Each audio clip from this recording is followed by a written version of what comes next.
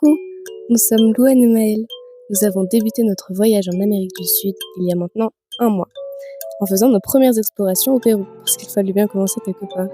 Et telles 2 petites tortues, nous sommes partis à l'assaut de ce nouveau continent, en sac à dos.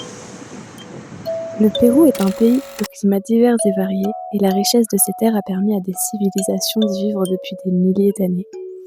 Nous avons pu apprécier les différents types de constructions se juxtaposer dans les villes que nous avons déjà pu explorer.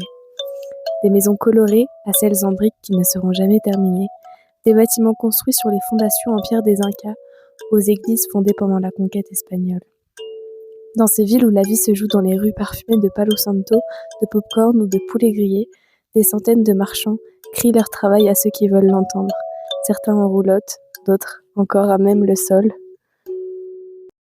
Les vestiges du passé règnent sur le présent de ce pays et nous avons pu nous perdre dans les souvenirs des ruines qu'abrite le Pérou.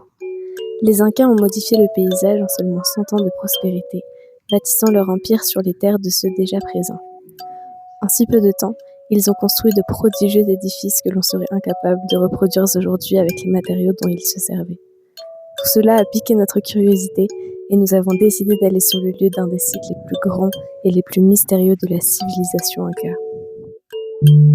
Choquequirao signifie berceau d'or en quechua et est considéré comme la sœur du Machu Picchu. Situé à la frontière de la vallée sacrée, Choquequirao se rejoint après 8 jours de marche depuis le Machu Picchu ou en 2 jours depuis le village de Cachora dont nous sommes partis. Pour y parvenir, nous avons rejoint le premier camp, à Capulioc, où des habitants proposent la location de mules pour rejoindre Choquequirao. De ce point, il faut descendre jusqu'à l'Apurimac, la rivière qui a creusé un canyon 1400 mètres plus bas. Les paysages sont à couper le souffle et se désertifient à l'approche de la rivière. Un pont himalayen nous permet de marcher au-dessus du fracas de l'Apurimac. Maintenant, de l'autre côté, il faut grimper de nouveau 1400 mètres pour rejoindre le haut de cette montagne et arriver au village de Marampata.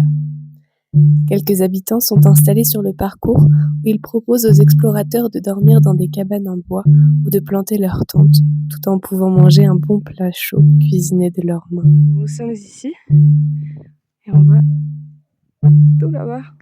Ce flanc de montagne est raide, sans espoir de marcher sur du plat. On en a bavé.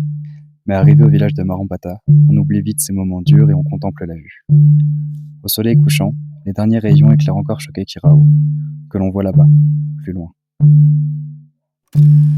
Au petit matin, sous une fine brume, nous marchons les 2 dernières heures avec Tom, un autre voyageur, jusqu'aux ruines. Tout ce périple pour venir jusqu'ici ne joue pas en faveur de la popularité du lieu. Et d'un côté, ce n'est pas plus mal.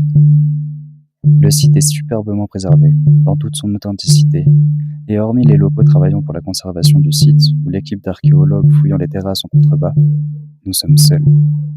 Seuls sur ce site de 1800 hectares, perché à 2900 mètres sur une crête perdue dans les montagnes. Bienvenue à Choquequirao.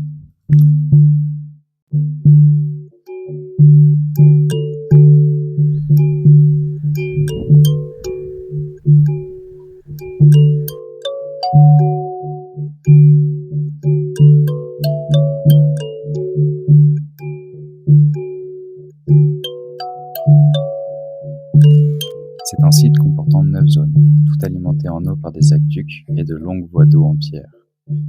On estime aujourd'hui que seulement 30% du site a été exhumé. Et en se baladant sur la montagne, à 300 mètres plus bas de la place principale, on rencontre des salles en pierre, des fontaines submergées par la végétation de la forêt. Arrivés au site réservé au sacré, nous y avons laissé une offrande de tabac, remerciant la grandeur de ce lieu. Le mysticisme de Choquequirao nous fait ressentir le moment présent. C'est une invitation à se rencontrer, à se surpasser. Il nous a apporté la force de sa puissance et nous a permis en une journée de faire le chemin passé. 32 km, 3000 mètres de dénivelé et 11 heures de marche. Nous revoilà à Cachora pour un nouveau départ.